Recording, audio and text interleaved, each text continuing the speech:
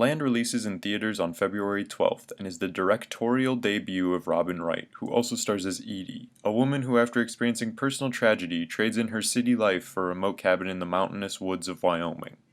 The story follows her as she enters a hermit lifestyle with virtually no survival skills and no way to contact the outside world, similar in ways to films like Into the Wild or Jeremiah Johnson. Just like in those films, things do not go Edee's way, and soon she finds herself on death's doorstep, but the intervention of a kind stranger, played by Demián Bichir, allows her to live another day and learn how to survive and appreciate life in the harsh wilderness that almost killed her. The story is very well told and is ambiguous with Edee's past for most of the movie. It gives the audience enough to understand her motivation and the hardship she's been through, but not too much so that those watching are left guessing until it is eventually revealed. Edee is supposed to be inexperienced at the beginning of the movie, however, some of the decisions she makes that lead her to near death are very questionable, even for city folk.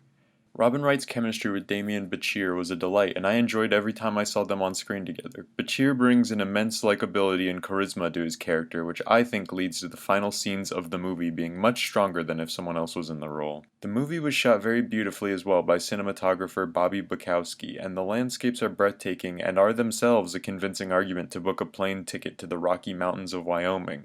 I believe that all around, Land is a really well-crafted film, and it's clear that Wright and the rest of her crew really cared about the story they were telling. I enjoyed the movie, but personally I didn't connect to the themes from my own experience. But this is not a knock against the film. In fact, it's to say that I'm sure there are a lot of people that would enjoy this movie and get a lot more out of it than I did.